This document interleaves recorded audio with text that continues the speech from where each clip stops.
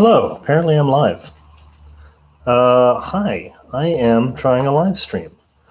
I have no idea if anyone would be interested or show up, but that's fine. I am working on a run for a presentation I gave for the Association of Living History Farm and Agricultural Museums about making hammers with welded faces. This is a wrought iron hammer body with welded faces at the front and back. And right now, I'm doing some roping detailing here, and eventually I'm going to try to do a green man face here, kind of in the style of Tom Latané's work.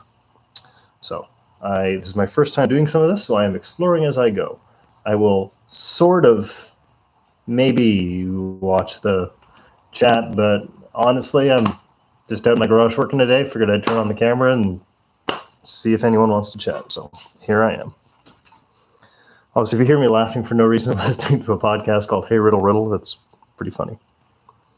So what I'm doing here, all this work I'm doing cold. I've chiseled in these lines and rounded out this section here. Then I chiseled that down. You can see it a bit more on this side. Chiseled that down. Some filing and some punch to kind of clean it up.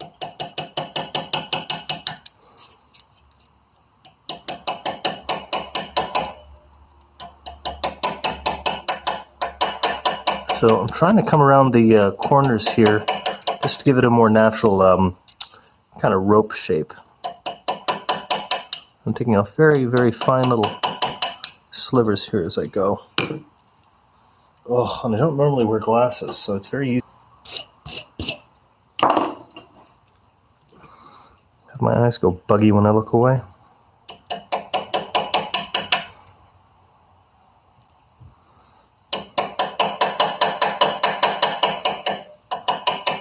It's the kind of really precise work that I love the look of, but I've done very little of myself. Don't know why. Just haven't. Ow. Yeah.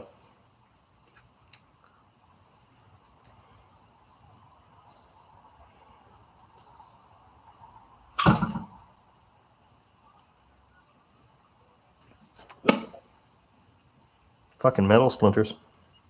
Oh.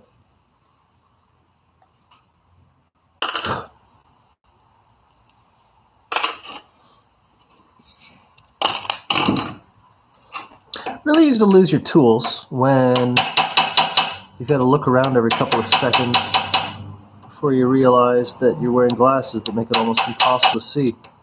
My vision's fine, but these are 3x magnification reading glasses, just so I can get closer to this stuff.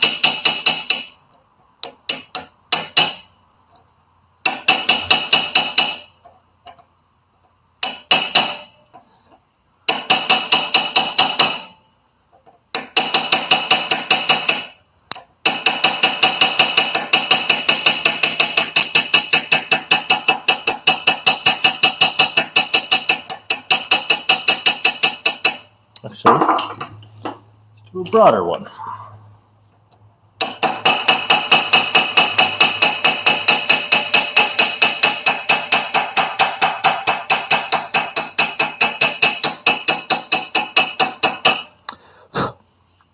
Yeah, that works.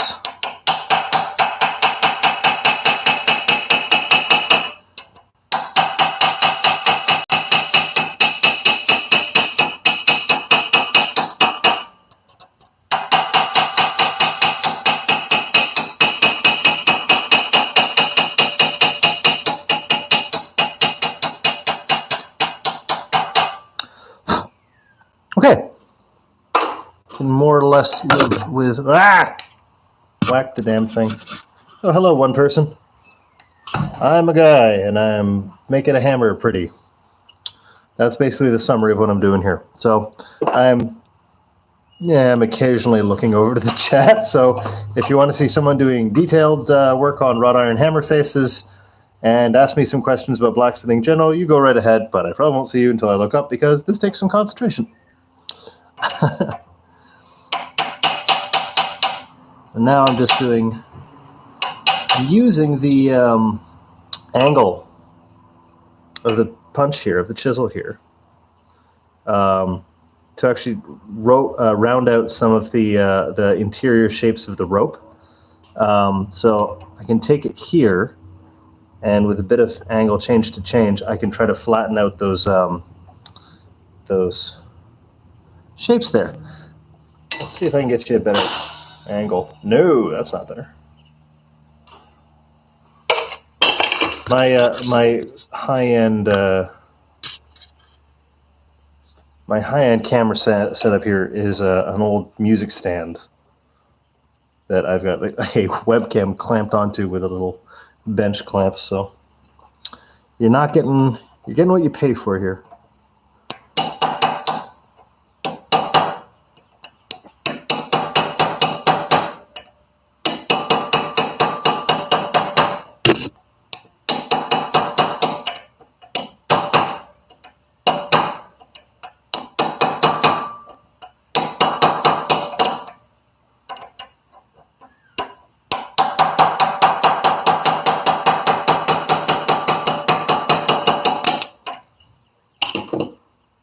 Okay. A little bit of filing, and then I'm going to switch to the other side. I think that's okay for a roping decoration for my first attempt.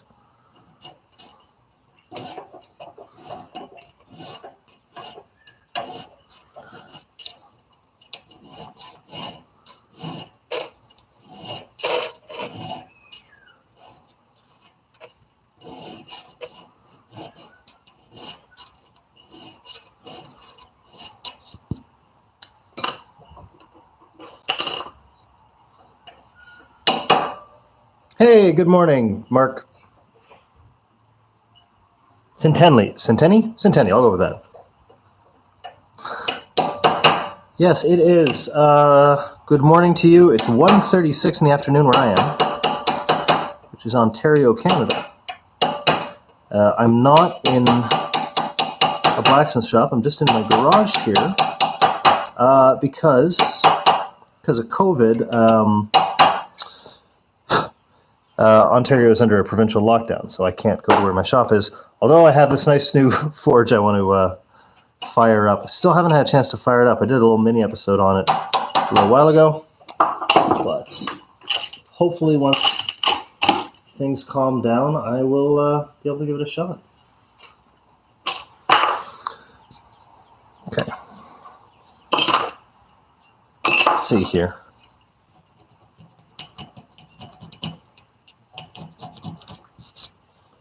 Okay. Also got a nice little tiny engraver's hammer here. It would look nicer if it didn't have the goddamn electrical tape on it, but that's actually a hammer that was one of the first couple of hammers that I made using welded faces. So it's like an Ouroboros. It's like a snake eating its tail. Okay. I'm going to leave that as is and just call that done. Now I'm going to switch over to the other side. And here we go. So, trying to not whack the camera with my, God, that's hard to see. My vise. So I've got the stick in my post vise. So, what you can see across here is what I did so far was I have a sort of a butcher chisel. It's flat on one side. I did the main shaping with this to sort of get that raised groove. And then I took a shorter chisel and made these sort of rough horizontal cuts. Now I want to clean those up and round out the edges just to give it a nicer sort of rope look. So let's see what I'm looking at here. That's okay. I'm going to start by, I think I've got that more or less established. Where'd my tiny guy go? Okay, here we go. I got a little selection of tools just on this pile here that I'm reaching from as I go. So I always like to keep the main tools as close as I can. Okay.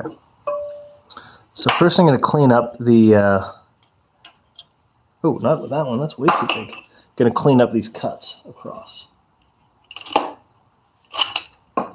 Well, let's do it maybe. Let's see. Might not be sharp enough. Oh, it'll do. Yep.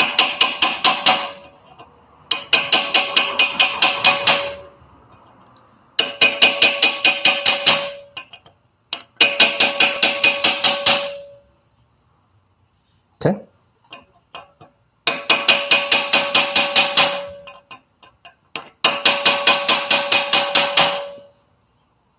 Cool. Yep, that does it. Now I'm going to just trim this bit off the bottom each. Did I soften the hammerhead?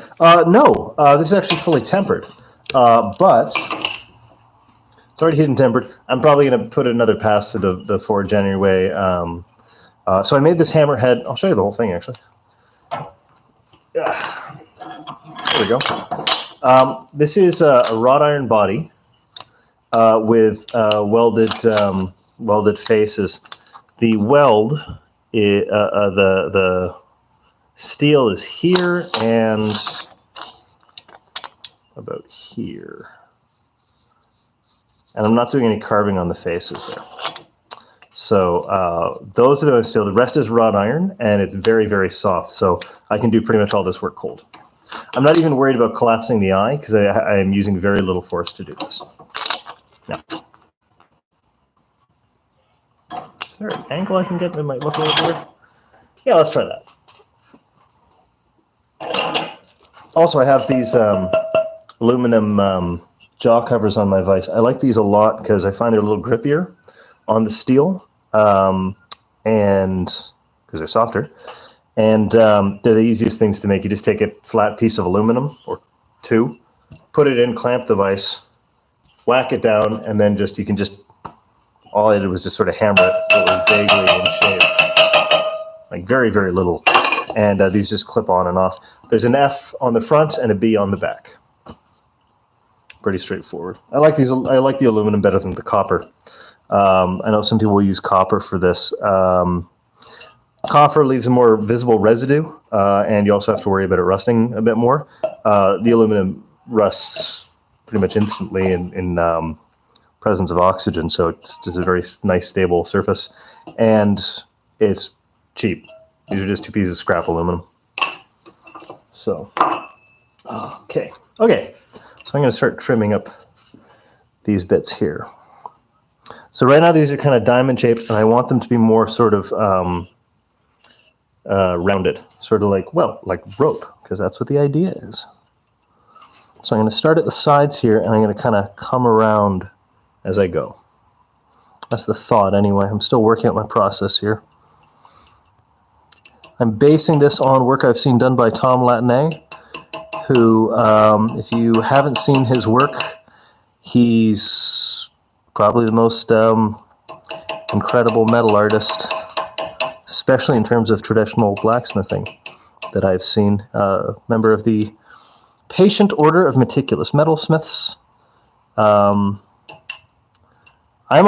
here in Ontario, but I took a membership with the, I want to say, Wisconsin band chapter that's in, I don't know, sorry, I've got a bit of a blank spot for American states.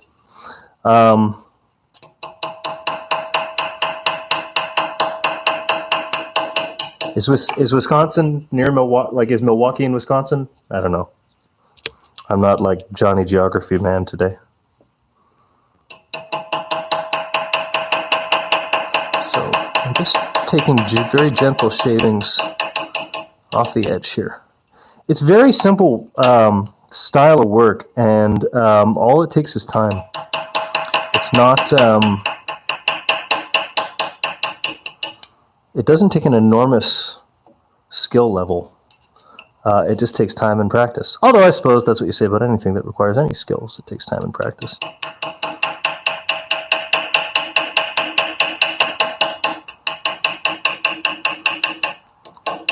There, I was coming around the corner there, and you can see.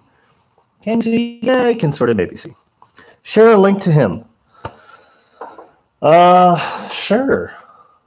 Let's see.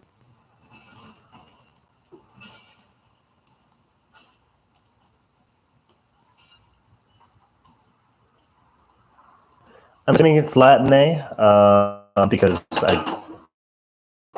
on is it? Yeah, here we go. cntlatine.com.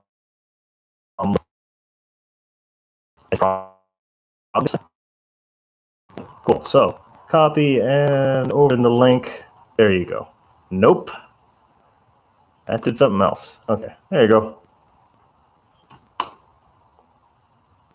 Get more practice at it. Okay. So this is still looking rough, but hoping clean up these rough spots. This one I've got a couple more little nicks from the edges of the chisel along this line, so I'm going to file this down further.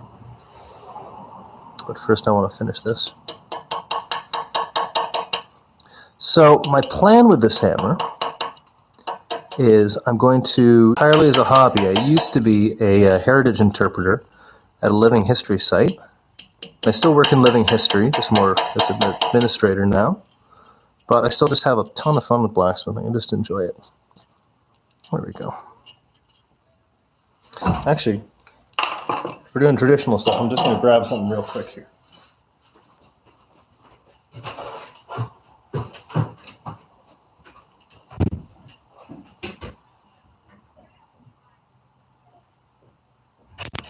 All right. So here's another bit of traditional gear. I made this, and this was kind of what made me sort of, it's just a shoehorn. This is what more or less made me stop making videos consistently, because making this while filming was an enormous pain. And I just wanted to get the thing done, so I stopped filming it. And filming was getting in the way of actually making stuff. So this is all forge welded. This isn't a split. So each of these 12 pieces were forged out thin, welded together at the bottoms, and then jumped over each other to weld in the center. So that's actually the weld line there. And then I cleaned it up with a chisel a bit. I left the surface rough. One day I might clean it up with some of this gear too, but this is the kind of stuff I like to do. I helped me put on boots. Okay. Sorry, I'm eating the jelly bean. Okay. Just a little more surface cleanup.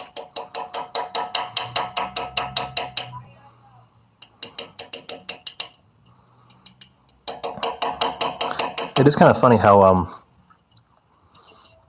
soft the steel is. Well, wrought iron. I was also, if anyone's ever heard of a sen scraper, it's a tool that they use in Japan for part of the sword making process, and it's basically a scraper that they'll use to abrade down the surface. I tried earlier today, just as an experiment, doing that with a draw knife I have. And I got the angle on the draw knife and it worked brilliantly. And I cleaned up the surface of this. Now it's rusted to crap because I was trying to acid etch it. But this whole surface is, all the flattening on this is from just scraping. There's no grinding, there's no sanding. So I was trying to, this is just an old sword that a buddy of mine used to have in his dorm. It's nothing authentic or anything like that. But years ago he gave it to me and I've just had it kicking around, so I was just playing with it. So just trying out the sand scraper worked really well. Haven't quite gotten it perfect because you can see all the ripple lines across here that looks like it's been abraded. That's just vibrations from the draw knife as it comes down. So I might try it with different lubricants or waxes if I try it again. So yeah, I'm just puttering with stuff today. Oh, do I have to keep up with this? No, it is a gift because a friend gave it to me for $10, and it's the monster one that I use when I'm when in the videos you've seen. One of them was a gift that I was sort of a gift. It was part of a set of gear that was being used for a Christmas blacksmithing event I do, or I had done every year for a while. And the guy who had done it previously handed me off some of the gear for it. So I think that's the one that I've got downstairs. This one I have no idea how I got this post vise. No idea. Might have been one of those things that I saw it for $20, didn't really need it, and grabbed it anyway. Maybe it was iron in the hat. You may have heard of ABANA, the Artist Blacksmithing Association of North America. I am not currently a member because of COVID. Well, not a member currently. Of the Ontario chapter, which is OABA, Ontario Artist Blacksmithing Association. And they will have regular meetings, and at those meetings, as a fundraiser, they'll do something called Iron in a Hat, which is basically a raffle where they'll sell tickets for $1 a piece or whatever, and members donate stuff for the raffle. I like to make a pair of tongs because I like to support people who are just getting started, and I also just think making tongs is fun. Don't know why. Just enjoy making tongs.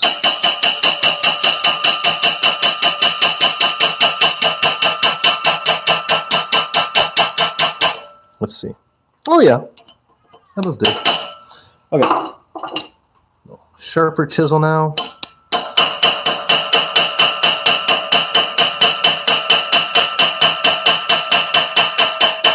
All my punches in the yellow here, these are all coil spring from a truck, so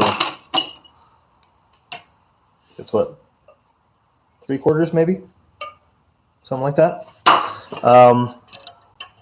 For this kind of soft work, I wasn't too worried about getting S7 or H13 or anything crazy like that. It's funny the number of people who I've seen shell out big bucks for, actually I'm going to clean up here too, exotic steels, and then they don't bother to look up how to heat treat them. So I would rather get the heat treatment right on a cheaper steel. And the nice thing about coil spring, which 5160, something like that, it's very easy to heat treat with just oil and ash. If you've got a good garden center nearby, you can get vermiculite, which works as a better annealing medium than wood ash, but honestly, just wood ash is fine. There's a bakery near me that has a wood-fired stove that they use for all the baking. I just asked that guy, and I got a bucket full of it, and I just had to filter out his cigarette butts.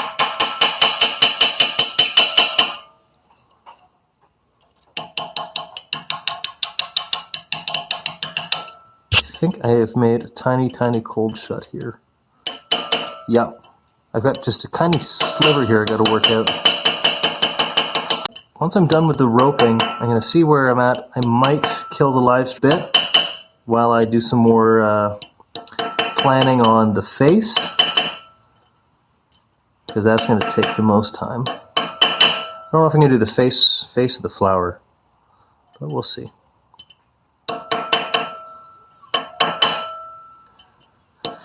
But yeah, thanks for joining me, folks.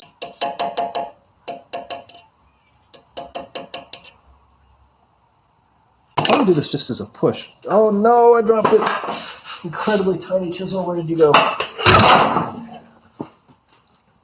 This connection is a bit crappy at the moment. Well, you get what you pay for. Sorry, dude. I don't know what the problem is.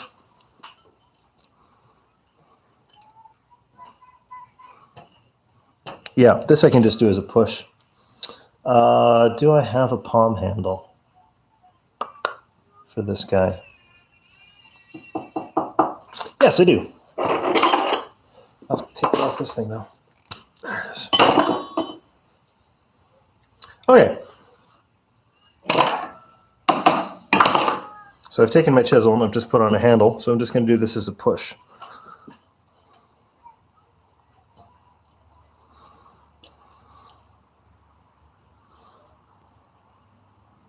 So this is more engraving now than anything else. This would also be a really good way to take off a good chunk of my fingers.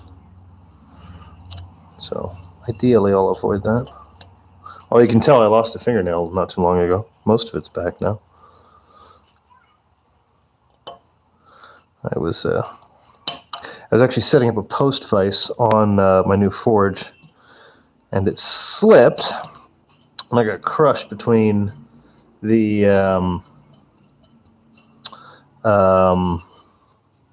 this 300-pound welding bench and one of the housings of the vise, which put a whole bunch of hurt on my finger.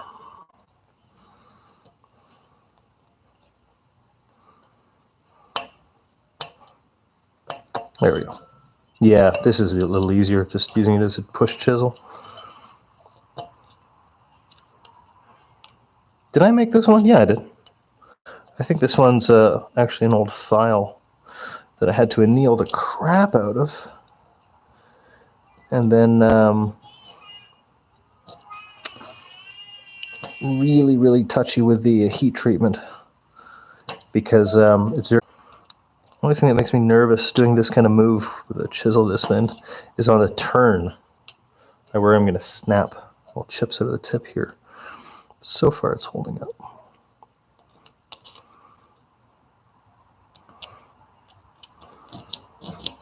Okay.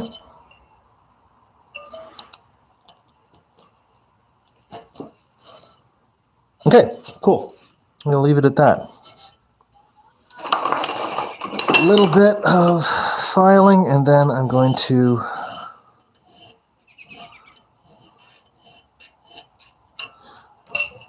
a quick wire wheel, so get ready for some really great sound quality.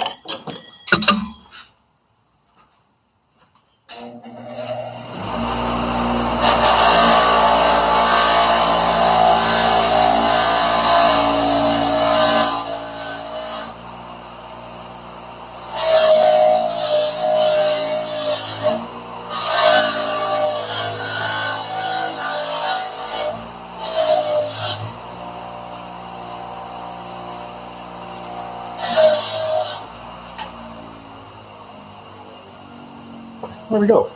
So there's my roping. Now I'm going to do a, actually move this over my anvil. I'm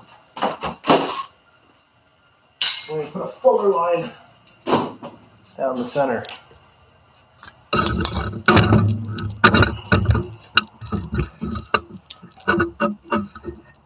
There we go. Okay. I'm going to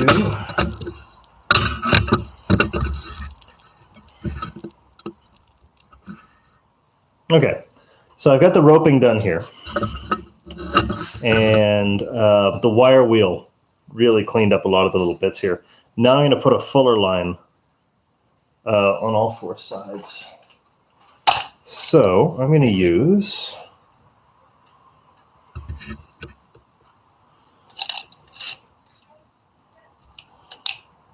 something gentle. This is the one I was looking for. So this is a nice, gentle, rounded shape. It's not a sharp edge, and I'm going to use that. This is also one of those ones where I'm really scared that I'm going to immediately screw it up, so let's see what happens. Okay, and I don't need the glasses for that anymore. Let's see.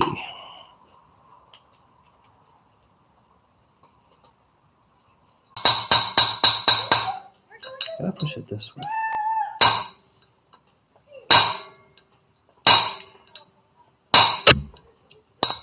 So just by gently fullering this, I'm slowly kind of pushing it over here into the edge of the roping, which gives the edging a bit more definition. And then, once I've got this, I'm going to smooth out this side with the files, just to make it a little more distinct. That's pretty straight. I can live with that. Oh, I've got a shorter chair. Oh well. I do have a shorter chair. I feel like I should something better.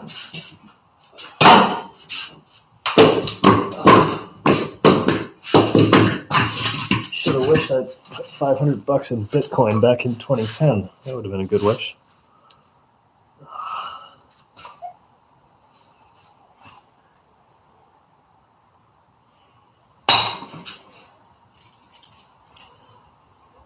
There we go.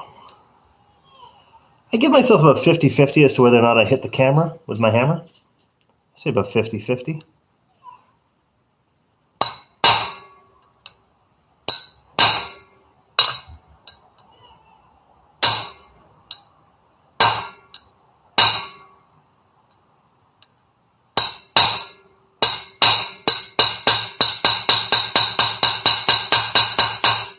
Part of me wonders if this kind of thing would be better for a platform like Twitch, but this is what I already have. So, oh well. I'm not the most savvy internetsman.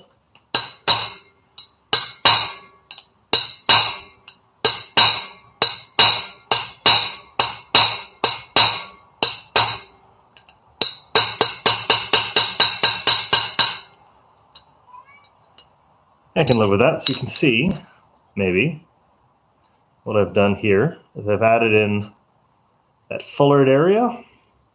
You can see the profile on the side there, just to give it some surface. So I'm going to do the same for the other side, and then I'm going to file these out just to make them rounded.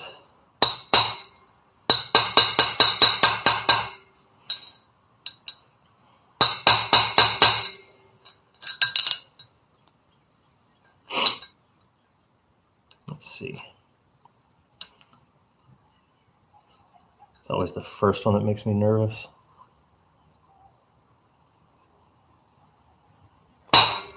Okay, there we go. That was better than I thought.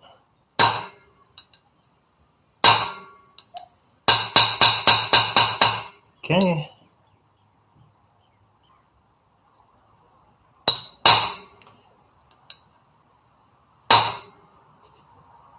Cool. More or less got this side shaped out, so I'm going to give it a bit more depth.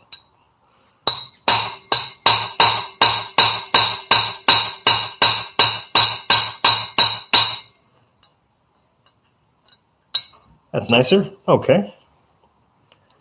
A little more here. Okay. Now the other side.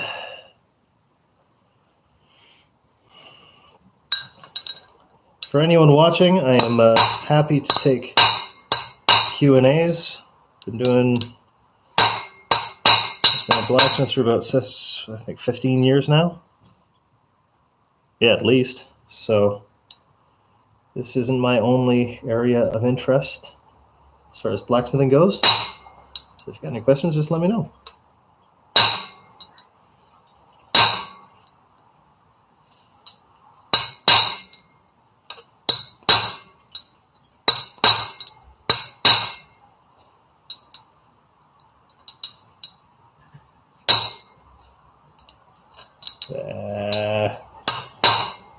Didn't like that, but I can correct it. See, it's funny. If the angle is slightly off, you get wildly different there. Yeah, it's just wrought iron. I've been lucky that I've had a couple of good sources of wrought iron. This was actually, I made this for work, so this doesn't actually belong to me. That's why it's going to be auctioned off. It was actually a bunch of old scrap wrought iron from farm parts, and I just, mashed them up and welded them and welded them and welded them. So when you acid etch it, there's kind of an interesting grain pattern. I might leave this side blank just to because it's going to go for a living history organization, just polish it up and etch it so it shows where the divides are. So, but I'm doing this just for fun. The only reason I do any blacksmithing is for fun. Because blacksmithing is fun as hell.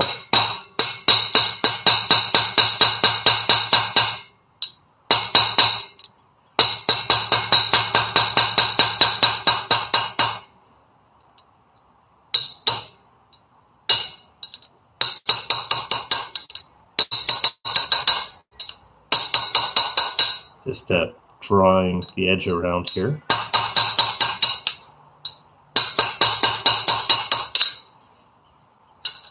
Turn it around.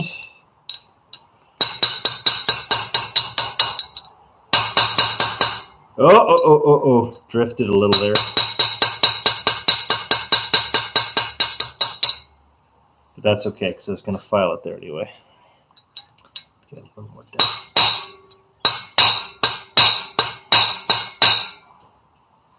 Yeah, okay. That's good. Now I'm going to bring it back over to the vise.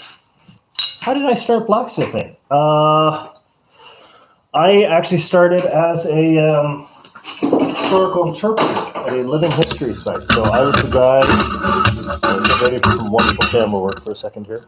I was the guy who would be, making little books and things and talking to people about history. It's a site in Toronto called Black Creek Pioneer Village. It's a nice site. And they have a blacksmith shop there that was belonged to a man named Norman Rose that had donated. And he was actually the first blacksmith to work at that site. So I got to use some of his gear. It had been his grandfather's shop, and he just stayed with the business even after it was donated. So I did as a living history interpreter, which is not so much about blacksmithing as it is about talking about history. That was the main focus of that job. And then I carried on as an interpreter for a while, and I just really enjoyed that work. And then I just, museums. I'm a museum worker before I'm a blacksmith. But I know a number of blacksmiths who are professionals. There's a couple of ways that you can make a living at it. I used to say there were 4, but there's actually a lot more now. So there are some blacksmiths who do quite well. Maybe not quite well. Well, there's one who does quite well off of like YouTube and online presence, that kind of stuff. Mostly the blacksmiths you see nowadays, the full-time blacksmiths, are doing one of a handful of things or some combination where they'll do industrial work, like there's still industrial forgings that are happening. I don't know if you'd really think of that as blacksmithing in the way you mean, but there are people who do industrial forging still. There are farriers who shoe horses, and it's like shoe horses the end. A lot of them might do little decorative stuff on the side. Just in the same way, if you know a carpenter and he's making chairs all day, or tables or whatever in a factory, he might still have some stuff he does at home just because he likes woodworking. You'll find blacksmiths who do sort of craft fairs and that, and they'll usually have a circuit that they'll go to, like craft fairs and Ren fairs and that kind of thing, and they'll do demonstrations and they'll sell, little hooks and kind of little stuff on tables. Craft fair stuff.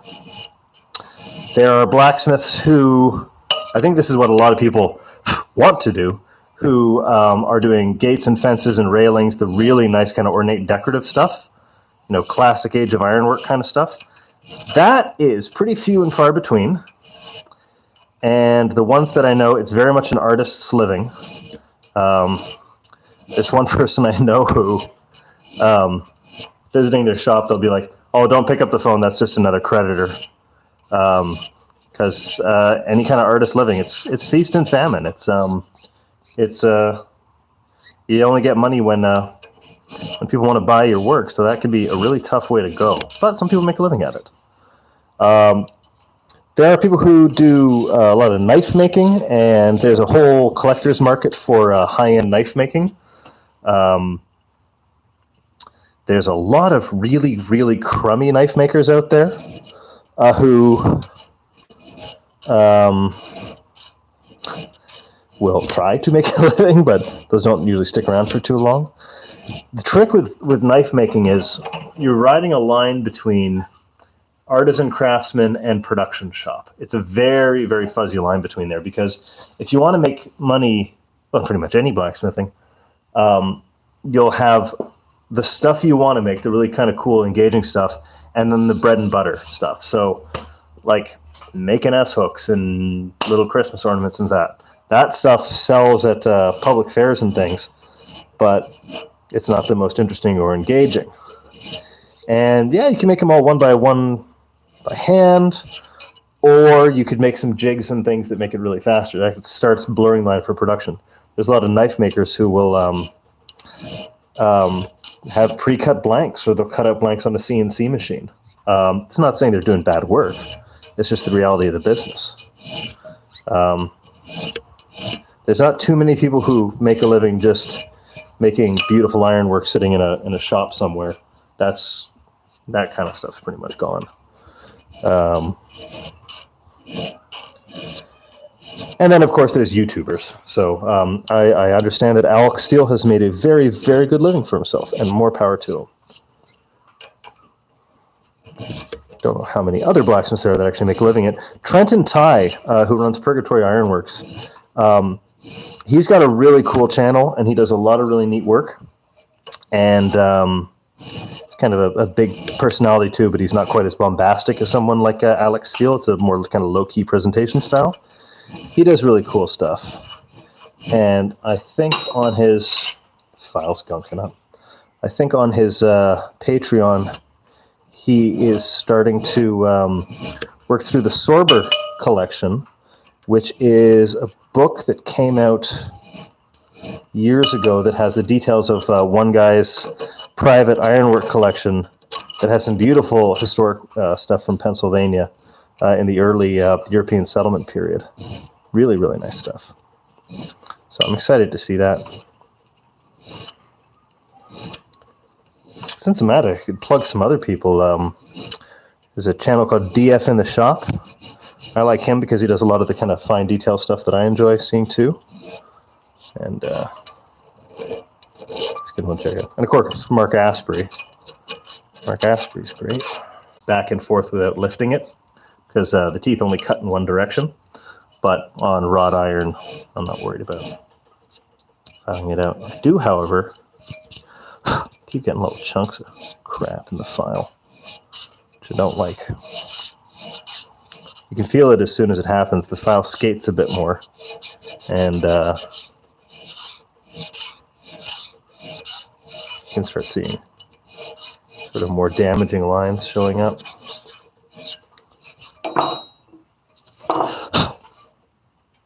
Yeah, I can go with that for now. I still wish I could get the ropes a little cleaner.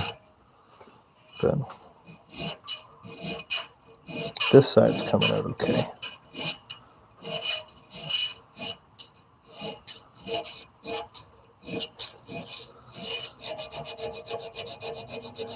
Now I'm just polishing and putting almost no pressure on this. That's why I'm not worried about screwing up the teeth on this file.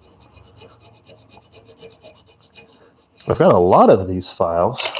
This is my collection of needle files here. Where's the camera? There we go. Got these all for about 10 cents a piece, and these are high quality files. These are Black Diamond while they were still made in Canada. And I think there's a couple Nicholson in there as well, which are really good files, but I got these from a surplus store. So I wonder if a hardware store or a wholesaler went under and it was just overstock. Because these are very high quality files.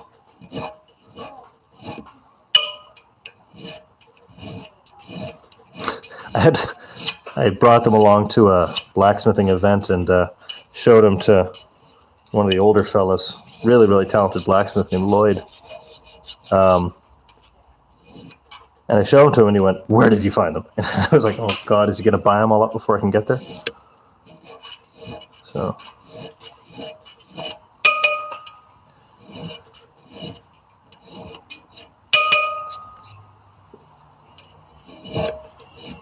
Okay.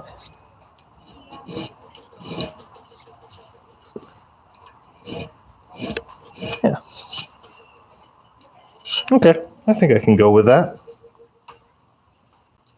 Take a little bit of that edge on the inside of these lines. So the profile I'm going to have, it's going to round down, sharp to a point, straight down, the rope, sharp up, round down, and transition. That's what I'm aiming for. Actually, where's the big guy? Use this. Smooth that transition. That's better.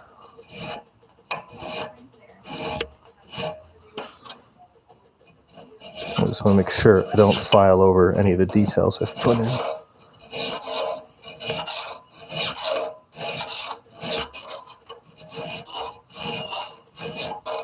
Maybe I should have started with this one. That would have been smarter.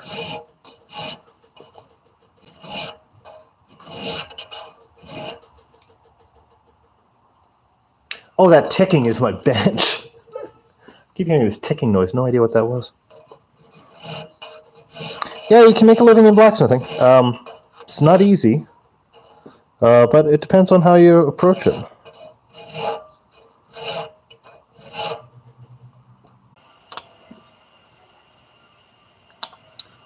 Quick edge cleanup here, just where it overhangs. Smooth the transition a bit.